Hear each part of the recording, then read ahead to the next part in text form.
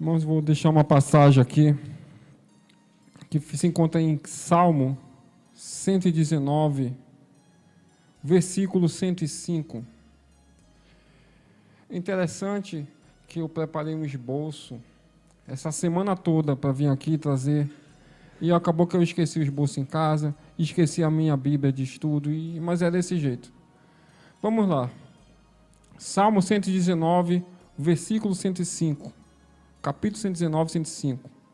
Diz assim: A tua palavra é lâmpada para os meus pés e luz para o meu caminho. Irmãos, existem 4 escritores dos Salmos. Davi, o mais conhecido, certo? Moisés, Asaf e Salomão. O escritor desse Salmo 119 é um escritor desconhecido.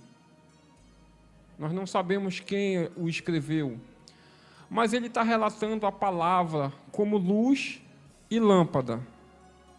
Primeiro, ele fala que ela é uma lâmpada, ou seja, metaforicamente, que a palavra é como uma lâmpada. Se ele está falando que a palavra é como uma lâmpada, ele está falando que a palavra ilumina, certo? Veja bem, vamos imaginar que a gente esteja andando de noite numa rua onde não tem luz. Então a gente está andando na escuridão, correto? E qual é a tendência? A gente cair no buraco, a gente tropeçar, a gente se machucar. Por quê? Porque a gente não está enxergando os nossos passos. Não tem iluminação. Então a palavra nos ilumina. A palavra não deixa a gente cair no buraco. Qual é o buraco? Como é que é isso? Pecado. Entendeu? Lá em Romanos 6,23 fala: o salário do pecado é a morte. Veja bem, ela está falando aqui que ela é luz para os meus caminhos também. Ou seja, ela vai iluminar os meus passos. Ela vai iluminar o meu caminho, a palavra. Ou seja, a leitura da palavra vai iluminar o meu caminho também. Por exemplo, se eu for lá em Provérbios, capítulo 12, versículo 14, fala que há caminhos que parecem perfeitos aos olhos dos homens, mas o seu final é caminho de morte. Ou seja, quando a gente caminha sem a palavra, a gente está caminhando no mundo. A gente não tem nenhuma estrutura para nos segurar, porque é a palavra que nos alimenta. E eu quero dizer uma coisa bem importante aqui. A palavra é o próprio Deus falando. A palavra dele.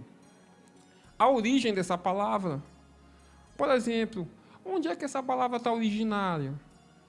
Se você for lá em 2 Timóteo, capítulo 3, versículo 16, fala que toda a Escritura é redarguida, é inspirada por profetas, ou seja, que não foram homens. Se você falar em Provérbios, fala também que toda a palavra ela não foi inspirada por homens.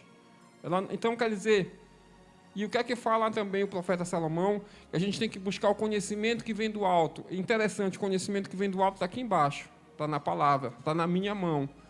Eu estou na minha mão com a palavra, o que está dizendo que é luz para os meus caminhos e que é lâmpada para os meus pés. Agora, detalhe, para isso funcionar, eu preciso ler e eu preciso estudar.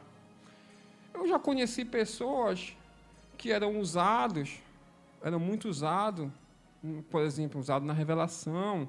Falava assim: eu não preciso de ler a palavra, porque Deus já me dá. Vê bem, há um erro aí, entendeu?